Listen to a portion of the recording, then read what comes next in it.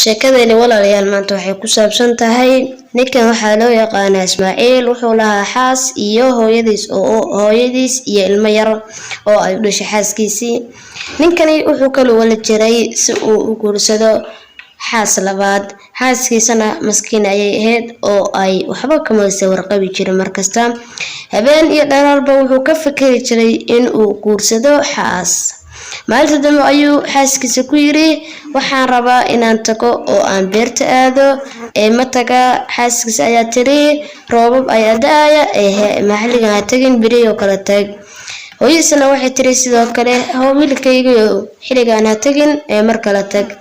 subaxdii baa la gaaray wuxuu ku yiri may maqlaysaan anigu waan tagayaa xaaskaygii waxaan ka rabaa inaa hooyaday iyo cunugteeda is ilaalisid anoo nabadana waa soo noqonayaa markaan beerteeda soo dhameyso falitaanka sida ugu degdega lehna waan soo laabanayaa. ninkii Ismaaciil lahaa wuu baxay wuxuuna aaday beertiisa waxaana ka soo horjeeday wabi. wuxuu arkay gabar wabi ku dhex dhacday wuu naxay wabigiina ayuu iska daba tuuray. gabadheeda way soo qabtay oo kor ayuu u soo qaaday wuxuuna u soo saaray halkaas iyo banaanka. waxay ku tiri ayadoo ooyeysa aad iyo aad u maasan tahay maanta haddaadan jiri lahayn waan dhiman lahaa reerkaygana way soo tuureen meelaa seexdo iyo meelaan jirsadana ma hayo waxa cunana ma haysto. wuxuu yiri ani isuug anaa xaafadeeda aadaya haddana beer baan falanayaa markaa beerta fasha ayaan xaafadeeda ku geenayaa. waxay ku tiri haddabana keen yaana qoyine.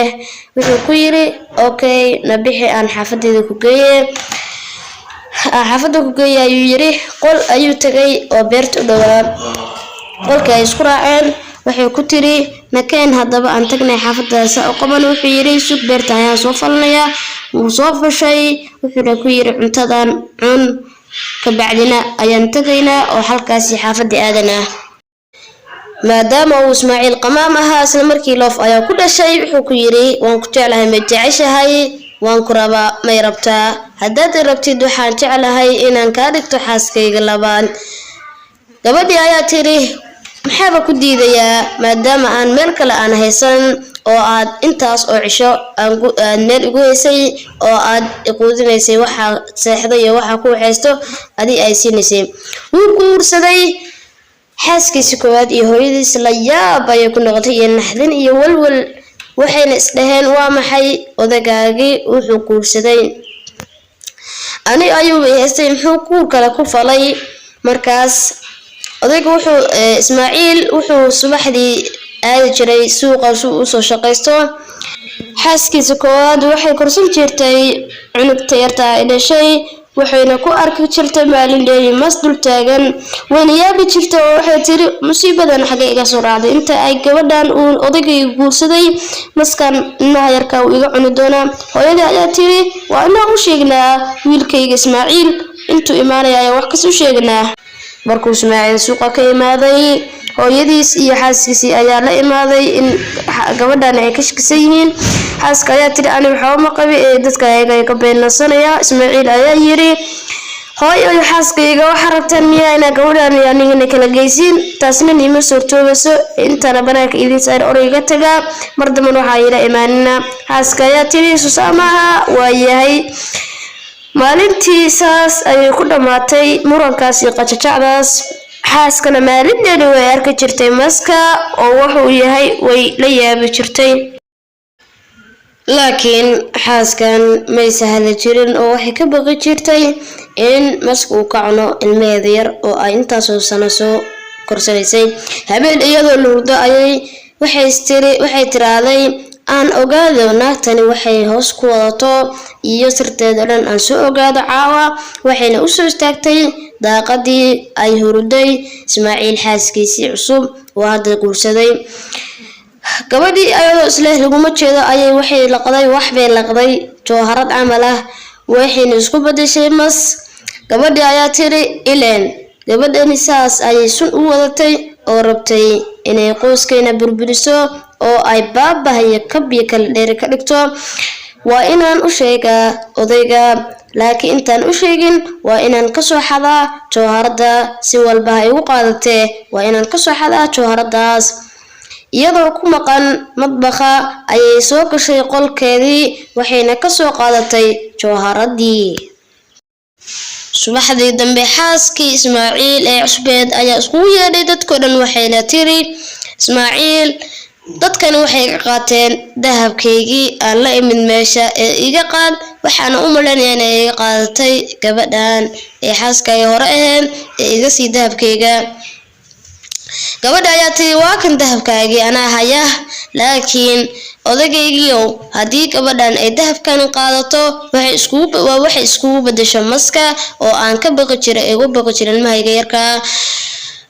odaygii ayaa yiri murunba waxa la sheegayo oo waxa laga sheegay maska maadiga oo haddii runta urcun buu yiri waxay ku tiri waa been iyada been iga nabsanaysa ayadoo hadalkiina la wado ayay ka daftay oo ka qaadatay dahabkii ileen ma joogi kartee waa nolosheeda weyna cuntay. Ismaaciil hooyadii intay orday oo sheekh u yeertay ayay xaafadii keentay si loo ogaado inuu waxaan mas yahay. ugu dambeyn waxay isku bedeshay mas sheekhiina wuxuu ku daboolay weel yar oo u soo xeeraysan wuuna ku daboolay wuxuuna ku yiri waxaa xaafada idin soo geliyay maskan oo maxaad ka soo doonteen maskan oo ku falayseen. Ismaaciil ayaa yiri waan jeclaa xaaskaydii ayay ahayd wax kasta ayaan ka jeclaa. wuxuu yiri haye waan wareysan doonaa markii ay aroortii noqoto oo su'aalo ayaan weydiin doonaa markii insha Allah la soo tooso. aroortii ayay noqotay maskii waxay iskaga xireen quraarad ama dhalosa oo taqaanidba waxaana bilaabay maskii inuu isku bedelo gabadheedii caadiga ahayd waxayna ku bilaabeen inay su'aalo weydiiyaan.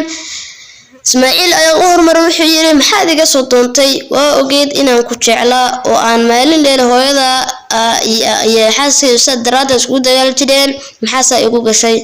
waxay ku tiri anigoo halkan waxaan u imaaday argoosi waxaan kaaga argoosanayaa ayaan hore waxaan idinku sameyseen anigii walaashay waayo waxaa dishay walaashay iga yareed anoo yar ayaan ku fikiri jiray inaan ka argoosto adiguna xoolo ayaa tahay waxaa ku alifay jacayl bebeena oo waxaan sugay inaad tiraahdeen ma irabtaa waan ku rabaa intaas ayaan ka sugayay ana hore aan ka aqbalay qof hore ka aqbalaysan ma aha qof aad iyo aad ku jecel ee jacaylku wuxuu ku soo dhismaa sanado badan inaad qofku soo jeclaatiin habartaadana ama xaaskaagana waxay ahayn maskiin maayo waxay rabtay markasta inay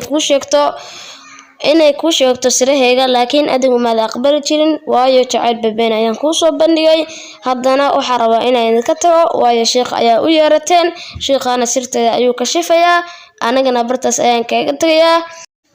naagtiina sidii ayay ku tagtay xaafadiina sidaas ayay barwaaqo iyo bashbash iyo nimco ugu noolaayeen. sheekadani walaalayaal intaas ayay ku dhamaatay ayaantan channelka waa ku soo laabtay maadaama aan arkay inaad soo codsateen commentigana aad soo qorteen ku soo laabo comeback ayaan soo sameeyay fiidiyoodana waan soo badan doonaa laakiin idinka maxaa idinka rabaa de subscribe saar de walaalayaal de like tan raaciya de share tan taabta de meel kasta ku share garee waa salaamantiin bye bye.